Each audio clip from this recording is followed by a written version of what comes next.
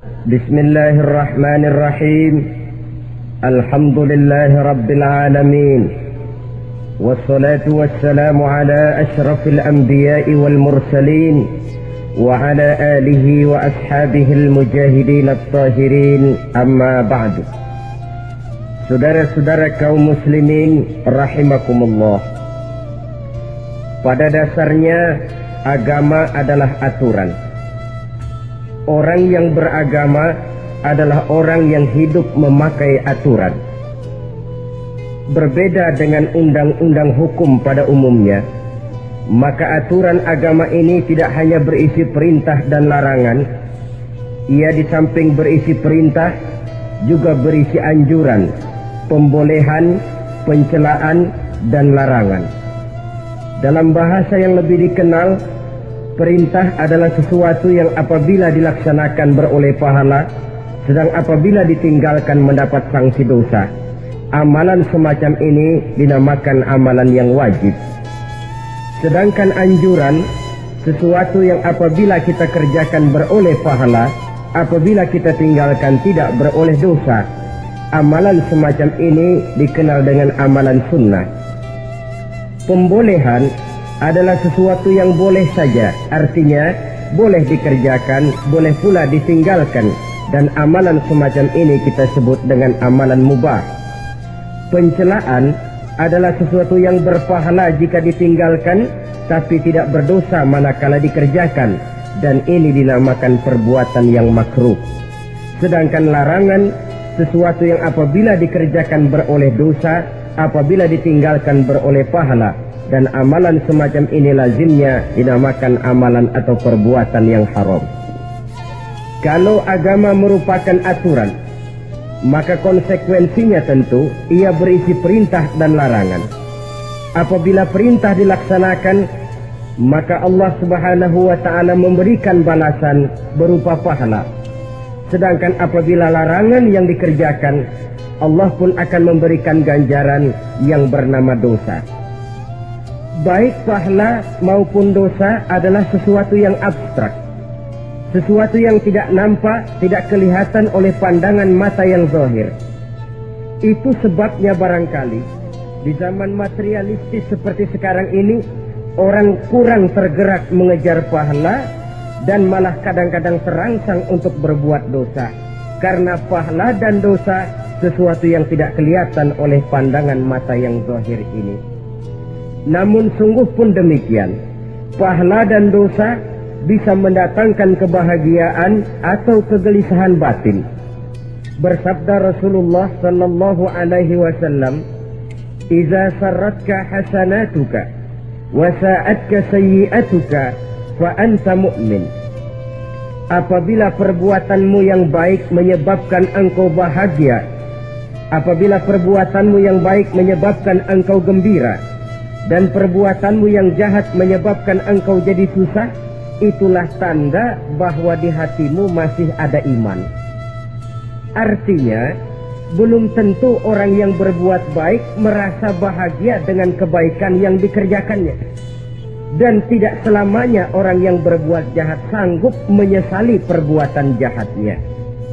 Oleh karenanya, apabila iman masih ada, apabila hati masih hidup, perbuatan yang baik menyebabkan orang gembira, perbuatan yang jahat menyebabkan orang susah dan gelisah hatinya.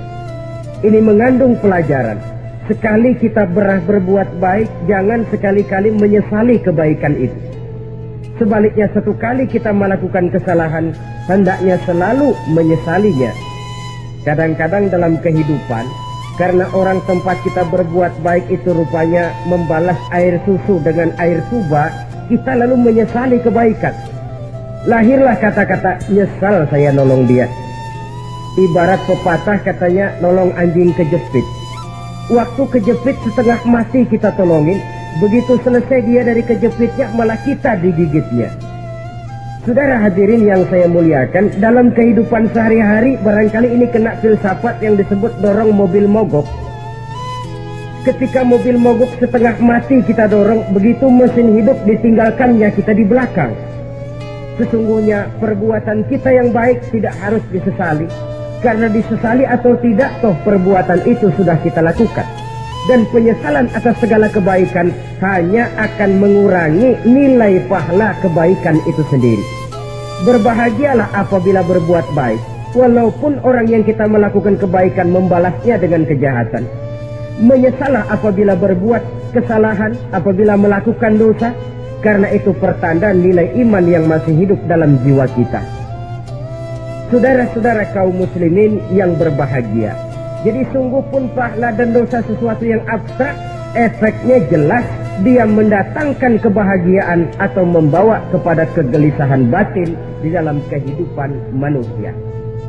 Orang di zaman materialis kurang terangsang berbuat pahala dan terdorong melakukan dosa. Kenapa? Karena pahala tidak kelihatan, dosa tidak nampak.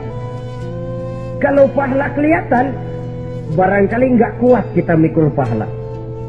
Kalau dosa benjol, umpama tiap bikin dosa palanya benjol, barangkali sudah nggak karu-karuan kepala kita. Baik pahala, baik dosa, sesuatu yang tidak nampak oleh pandangan mata zahir, tapi yang punya efek dalam kehidupan ini. Orang yang banyak pahalanya dengan orang yang banyak dosanya, kalau dia berjalan barangkali sulit kita membedakan. Tapi efeknya dalam kehidupan ini jelas adanya. Sesuatu yang bernama pahala kita perlukan, karena hidup tidak berhenti hingga di sini. Sesuatu yang bernama dosa harus kita hindarkan, karena ada kelanjutan sesudah hidup yang sekarang ini, kehidupan dari satu pertanggungan jawab.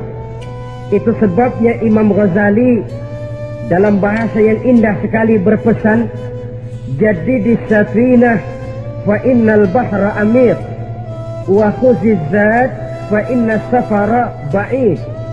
Perbarui selalu kapalmu, rawat, jaga baik-baik, dandani kapalmu, fa innal bahra amir, karena sesungguhnya lautan ini sangat dalam. Satu bahasa yang indah dari tamsil terhadap kehidupan. Perbaiki kapalmu karena lautan ini sangat dalam. Artinya jaga baik-baik hatimu, pelihara iman dan keyakinanmu, karena hidup ini bagaikan gelombang lautan. Tempo-tempo air tenang, tempo-tempo ombak menggila dan menggunung. Jaga iman baik-baik karena hidup penuh dengan cobaan dan ujian. Itu maksudnya.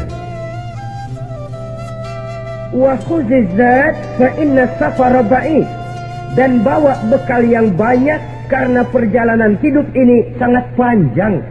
Perjalanan ini sangat jauh. Kita kalau pergi keluar kota tentu saja membawa bekal. Makin jauh kota yang akan kita tuju, makin banyak bekal yang harus kita bawa. Alangkah sengsaranya manusia apabila dia akan pergi ke satu kota yang jauh, modalnya cuma nekat. Bagaimana nanti di sana sajalah. Tidak membawa bekal sebagaimana yang sewajarnya. Hal yang semacam ini senangnya sih belum tentu, keblangsak dan susahnya sudah kebayang. Itu dalam kehidupan di dunia ini. Bagaimana kalau sudah bicara tentang kehidupan yang akan datang? Karena sesungguhnya hidup ini merupakan satu perjalanan yang sangat panjang. Sejak kita tinggal di alam arwah, pada saat jasad belum lagi diciptakan Allah, ruh sudah diciptakannya lebih dahulu. Sampai kemudian kita pindah ke alam rahim, alam kandungan ibu, untuk kemudian berpindah kepada kehidupan dunia. Dari dunia ini kita pindah ke alam barzakh. Di sana tinggal kita 100 tahun mungkin, 100.000 tahun mungkin, 1 juta tahun mungkin, menunggu saat datangnya kiamat. Lalu dari alam barzakh pindah kita ke alam akhirat, satu perjalanan yang sangat panjang.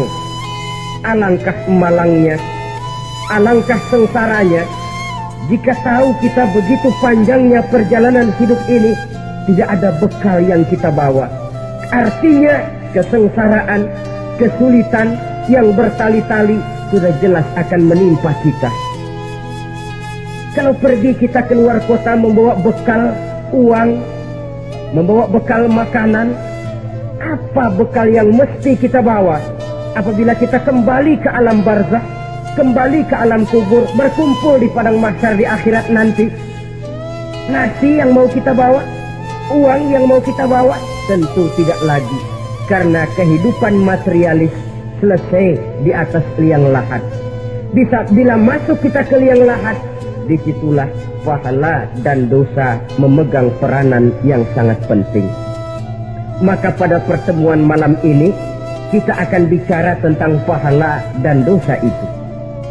Saudara-saudara kaum muslimin rahimakumullah, yang dinamakan pahala, kata Imam Ali Al-Jurjani dalam kitab At-Ta'rifatnya, ma yastahiqqu bihi rahmatu wal maghfiratu minallahi ta'ala, sesuatu yang pelaksananya berhak untuk mendapat rahmah dan ampunan dari Allah.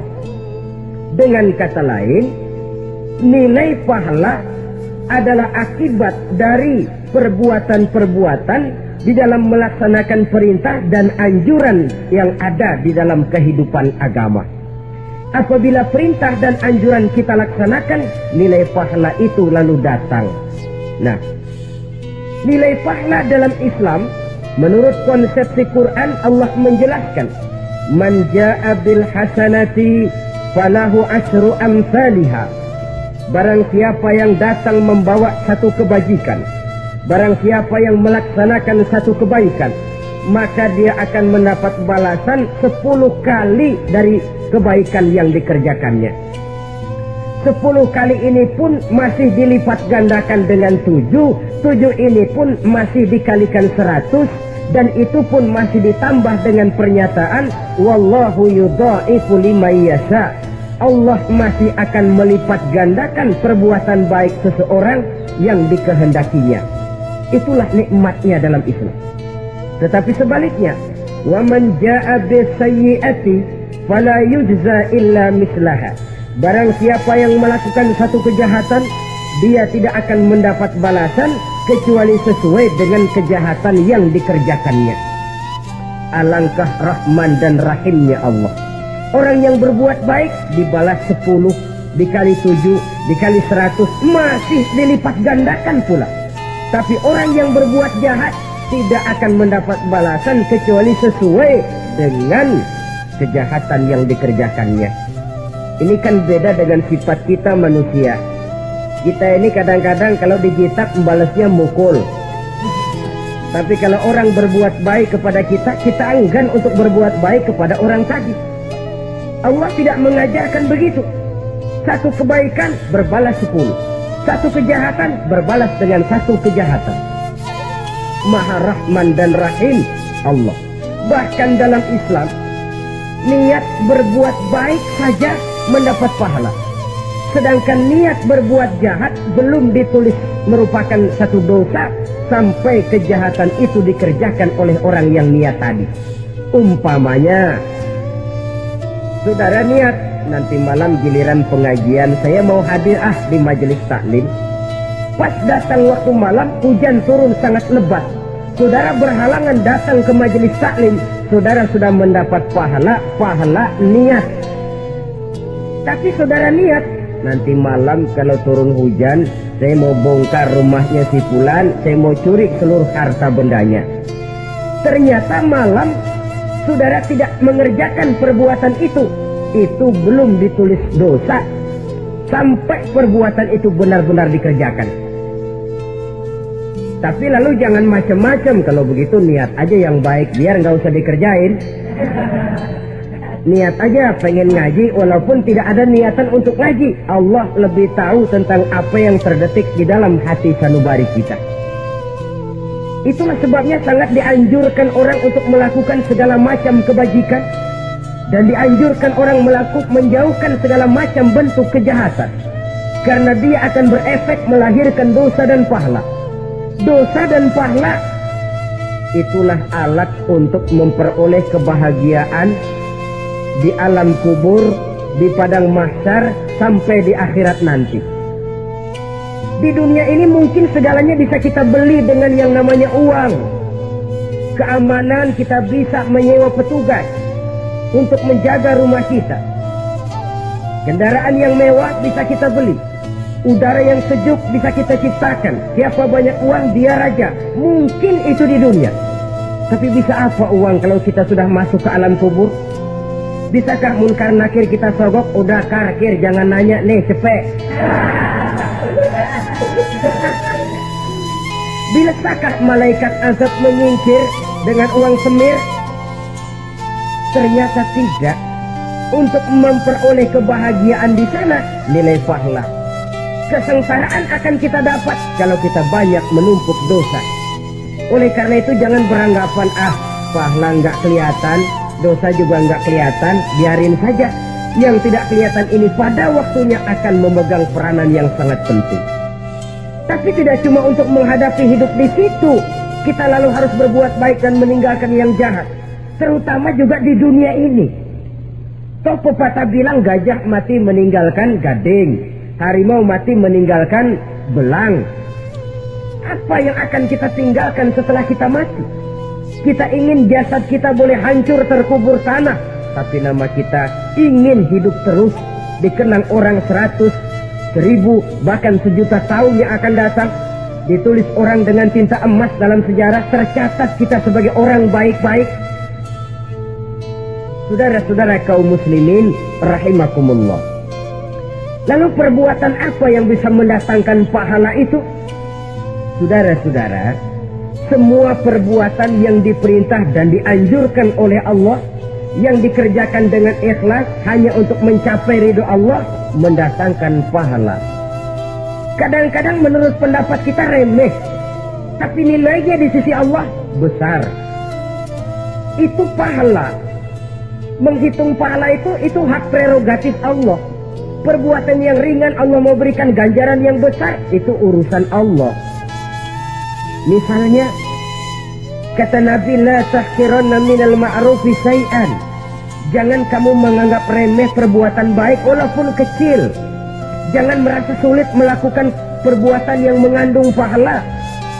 Bertemu dengan teman, muka kita cerah, berpahala. Menyingkirkan duri di jalanan, berpahala. Menolong orang yang sesat, memberitahu orang yang bertanya, berpahala. Tidak sulit kalau kita mau. Yang diperintah dan dianjurkan oleh agama, itu perbuatan yang mengandung nilai-nilai pahala. Masalahnya cuma tinggal mau atau tidak, dan dikerjakan dengan ikhlas. Bertemu teman, mukanya cerah, pahala. Menyingkirkan duri di jalanan, pahala. Sedekah, pahala. Tidak berupa perbuatan, bisa berupa ucapan. Misalnya bersolawat, pahala. Bertasbih dan bertahmid, pahala. Kata Nabi, kalimatani khafifatani 'alal lisan, thaqilatani fil mizan. Ada dua kalimat yang enteng di lidah tapi berat di timbangan akhirat nanti. Apa itu? Subhanallah walhamdulillah. Itu kan amalan yang ringan, perbuatan yang mudah saja, tapi nilainya demikian besar dalam pandangan Allah. Jadi pendeknya, perbuatan yang bernilai pahala adalah perintah dan anjuran agama yang dilaksanakan dengan ikhlas semata-mata untuk mencapai ridho Allah, itu mengandung pahala. Niat dasarnya itu harus karena Allah, landasannya harus karena ikhlas. Bukan cuma sekedar basa-basi, tidak karena ingin dipuji orang, tidak karena mengharap tanda jasa, tapi ikhlas semata-mata. Dari perbuatan yang paling kecil dan mudah sekali sampai kepada amalan-amalan yang besar dan memerlukan biaya yang besar, seperti melaksanakan ibadah haji, seperti jihad fi sabilillah, membangun masjid, membangun pondok-pondok pesantren, membangun pusat-pusat kesehatan, membangun jalan-jalan umum, termasuk menjaga keamanan. Jangan dikira loh, si Skamling umpamanya, menjaga keamanan kampung tidak berpahala. Kalau diniatkan ibadah, menjaga ketenangan warga supaya mereka tekun ibadah, ikhlas karena Allah, itu juga bernilai ibadah. Keluar kita dari rumah, pergi pagi, pulang sore, peras keringat, banting tulang cari nafkah buat menghidupi anak istri kita. Kalau diniatkan ibadah, melaksanakan kewajiban sebagai kepala rumah tangga, membantu orang tua sebagai anak, itu juga perbuatan-perbuatan yang mengandung pahala. Yang terbaik sesuai dengan bidang kehidupan kita. Ada orang yang dinamakan abid, ahli ibadah, pahala yang paling baik bagi dia banyak-banyak tahajud, sembahyang malam, wirid, zikir, tasbih. Ada yang dinamakan orang alim, pahala yang paling baik buat orang macam ini mengajar, menyebarkan ilmu, mendakwahkan Islam. Ada yang disebut wali, pejabat pemerintah, petugas. Amalan pahala yang paling baik buat orang semacam ini melayani masyarakat, bekerja di bidangnya sesuai dengan profesinya. Saudara hadirin yang saya hormati, jadi dengan demikian perbuatan-perbuatan yang mengandung nilai-nilai pahala ini bisa perbuatan yang menurut kita kecil namun punya nilai besar. Apalagi perbuatan besar dengan biaya yang besar, tentu makin besar juga pahala yang disediakan oleh Allah Subhanahu wa Ta'ala. Oleh karenanya, kalau kita bercermin dari ayat Quran, hidup ini kesempatan untuk berbuat baik. Huwallazi khalaqal mauta wal hayata liyabluwakum ayyukum ahsanu amal. Dialah Allah, Tuhan yang telah memberikan hidup dan mati kepadamu untuk menguji kamu, siapa di antara kamu yang paling baik amal perbuatannya. Jadi tidak saya rinci, tapi cukuplah satu penjelasan global. Perbuatan yang berpahala adalah perbuatan melaksanakan perintah Allah atau anjuran Allah dengan dasar ikhlas, dengan tujuan untuk mencapai ridho Allah semata-mata. Lalu apa perbuatan yang mengakibatkan dosa itu? Saudara-saudara, dosa lahir akibat melakukan larangan Allah atau mengerjakan yang dicelaknya. Nah, para ulama ada yang membagi dosa itu menjadi dua bagian. Ada dosa-dosa kecil, ada dosa-dosa besar.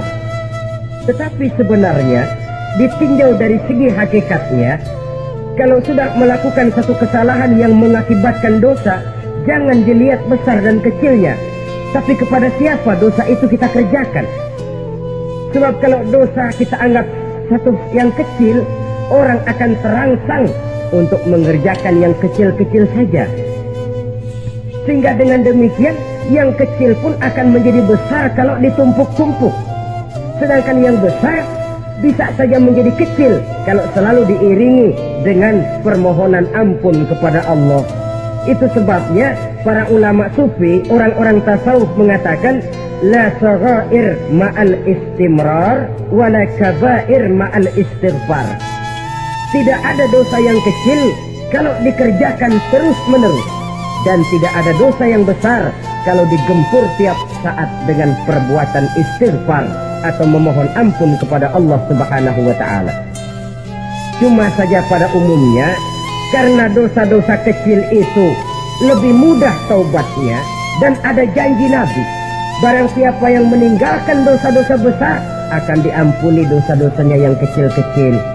Oleh karena itu, pada kesempatan ini kita akan juga bicarakan apa saja yang termasuk klasifikasi dosa-dosa besar, dengan harapan kita bisa menjaga diri, menyelamatkan diri, jangan sampai terjatuh ke dalam dosa-dosa yang besar tadi. Tetapi bukan berarti kita harus terangsang melakukan dosa-dosa yang kecil. Biarin kecil ini, tobatnya gampang. Dosa kelas teri. Dosa itu kan tidak kelihatan. Lalu terangsang melakukan perbuatan dosa-dosa walaupun kecil, kalau berlarut terus-menerus dia akan tumbuh menjadi dosa yang besar. Oleh karenanya, jangan sampai mengundang pengertian kalau kita membicarakan dosa-dosa yang besar lalu terangsang melakukan dosa-dosa yang kecil. Karena bagaimanapun juga dosa kecil dan dosa besar sama dalam arti kepada Allah kita melakukan kesalahan. Dan dosa yang kecil pun kalau bertumpuk, dia akan menjadi banyak. Saudara-saudara kaum muslimin rahimakumullah, ada beberapa jenis dosa-dosa besar. Jenis yang pertama, asyirku billah, syirik atau menyekutukan Allah. Dari sekian deretan dosa-dosa besar, syirik ini merupakan bapak moyangnya dosa, dedengkotnya dosa.